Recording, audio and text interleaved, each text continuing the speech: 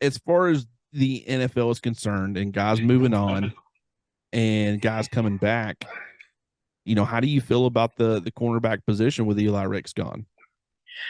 Well, what a great question. Me and you had a slightly different answer too, which is rare for us. We're usually just we usually have the same opinion just about everything, but we were slightly different. You made me give it more thought actually. Terrion Arnold was really the second corner until Ricks was ready this season. I thought Arnold played.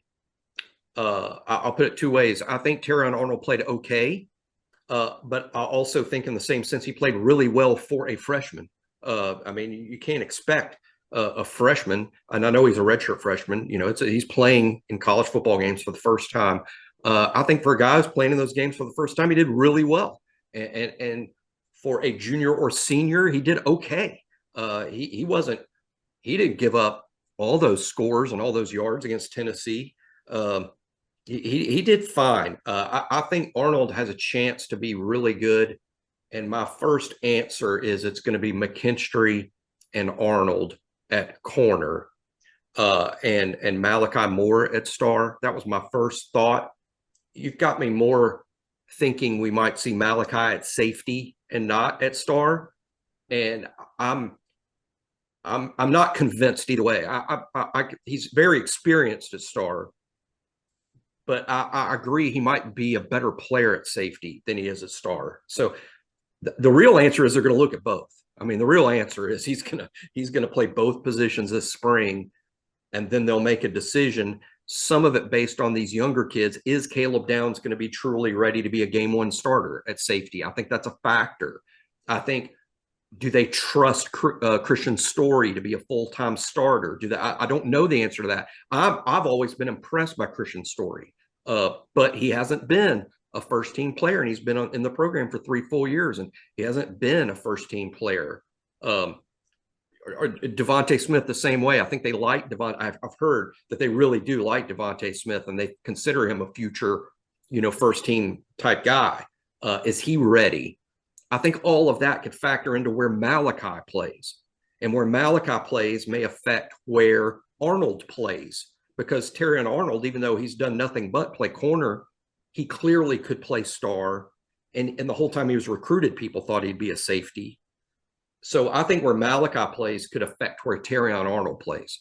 And to say nothing of Earl Little, who just went through a redshirt year because of an injury. But I think we all feel, hey, I know we haven't seen Earl, but Earl's a major threat to be a first team player at either star, corner, or safety, wherever they decide to put him. So I think there's a bunch of moving parts. I think spring is going to be a pretty big experimentation deal about who's ready where. But my answer today is McKinstry and Arnold at corner and Malachi at star.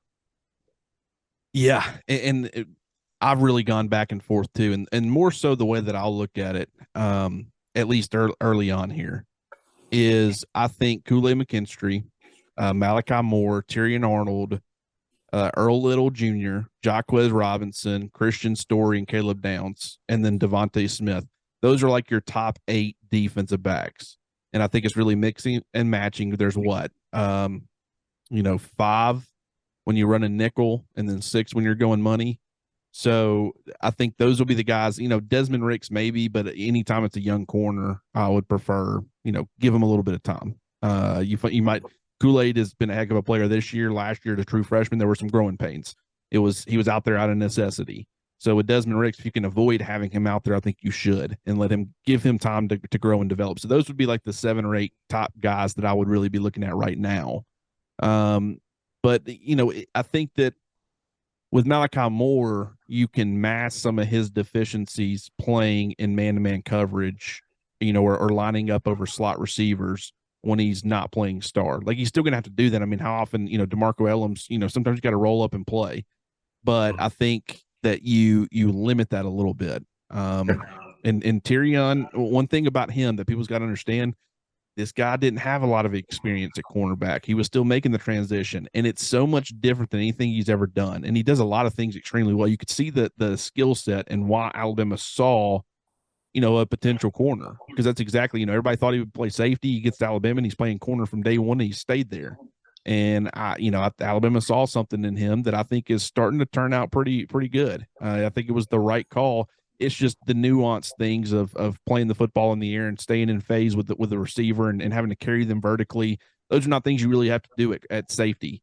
And so those like little nuance, spots or things that you have to do to play corner effectively, he's still growing and developing and learning in some of those areas. So I don't think it's, a huge concern on that front. I do think he could stay on the perimeter at corner. I also think he could play star or safety. I think Earl Little can play, perimeter, star or safety, Moore, star or safety, Caleb Downs, star or safety. I think really the guys who are locked in, Christian Story, if he's involved, he's going to be at safety. Kool-Aid McKinstry is going to be at corner. I would even say Jacquez Robinson. He played a little star this year. I more so view him as a perimeter guy, but he has a little bit of versatility there as well. So I think really the only two guys who are locked in, if they're going to be a part of that rotation, which one of them certainly is a McKinstry, but with Story only going to really be a safety. I mean, he can play some money and some star if you needed him to, but I think they like him more so there.